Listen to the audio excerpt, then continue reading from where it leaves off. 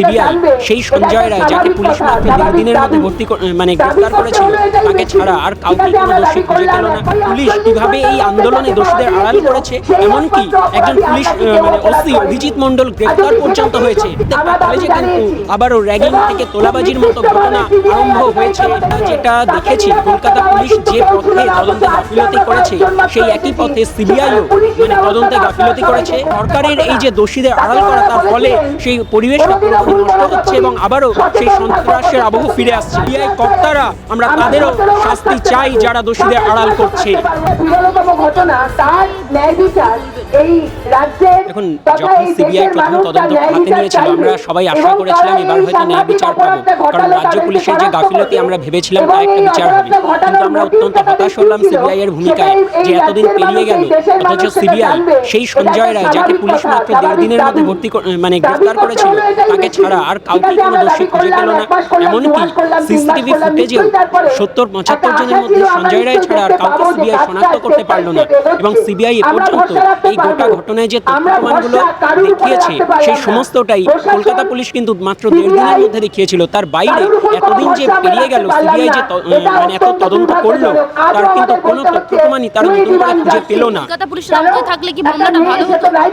আমরা সেটা একদমই মনে করি না, বরং আমরা যেটা দেখেছি, কলকাতা পুলিশ যে পথে তদন্তে গাফিলতি করেছে সেই একই পথে সিবিআইও তদন্তে গাফিলতি করেছে। এবং কার্যত আমরা এখানে রাজ্য সরকারের যে রাজ্য সরকারের যে ভূমিকা দোষীদের আড়াল করার ক্ষেত্রে, সেই একই ভূমিকা কেন্দ্রীয় সরকার এবং সেই সূত্রে সিবিআই এরও দেখতে পাই। ফলে এখানে দোষীদের আড়াল করার প্রশ্নে কেন্দ্র এবং রাজ্য সরকার যৌথভাবে যে জড়িত, এটা আমরা স্পষ্ট বুঝতে পারছি। এবং সেই জায়গা থেকে নিরপেক্ষ তদন্তের দাবিতে আমাদের যে লড়াই শুরু হয়েছিল, সেই লড়াই কিন্তু আমরা চালিয়ে যাচ্ছি। আমরা দেখেছি প্রত্যেকটা মেডিকেল কলেজেও এই আন্দোলনের সময় যে থ্রেড কালচারে অভিযুক্ত যারা সাসপেন্ড হয়েছিল তাদেরকে অত্যন্ত নির্লজ্জভাবে আমাদের রাজ্য সরকার কলেজে কলেজে আবার ফিরিয়ে এনেছে। এবং প্রত্যেকটা কলেজে কিন্তু আবারও র্যাগিং থেকে তোলাবাজির মতো ঘটনা আরম্ভ হয়েছে। কলেজে কিন্তু আবারও সন্ত্রাসের পরিবেশ ফিরে আসছে।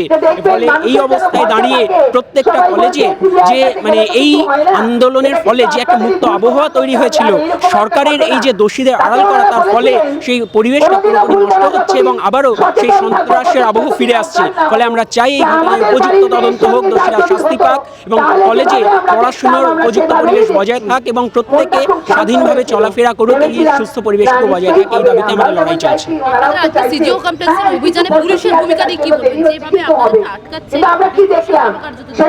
আমরা প্রথম থেকে দেখেছি পুলিশ কিভাবে এই আন্দোলনে দোষীদের আড়াল করেছে, এমনকি একজন পুলিশ ওসি অভিজিৎ মণ্ডল গ্রেফতার পর্যন্ত হয়েছে। ফলে প্রথম থেকে এই ঘটনায় পুলিশের ভূমিকা, সে যে ধর্ষকদেরই পক্ষে, একথা আমাদের নতুন করে বলার নেই। ফলে আজকেও যে পুলিশের ভূমিকা তা আমাদের কাছে নতুন নয়, অনভিপ্রেতও নয়। কিন্তু এই অগণতান্ত্রিক যে আচরণ, একটা গণতান্ত্রিক দেশের পুলিশের এই আচরণের আমরা তীব্র বিরোধিতা করি। এবং এই তদন্তে যদি গাফিলতি হয়, যদি এইভাবে দোষীদের আড়াল করা হয়, আমরা এই কাজে যুক্ত যে পুলিশ, সে অভিজিৎ মণ্ডল সহ বাকিরা এবং সিবিআই কর্তারা, আমরা তাদেরও শাস্তি চাই যারা দোষীদের আড়াল করছে। বাংলা হাটের আরো খবর দেখতে নজর রাখুন। বাংলা খবর মানেই বাংলা হাট।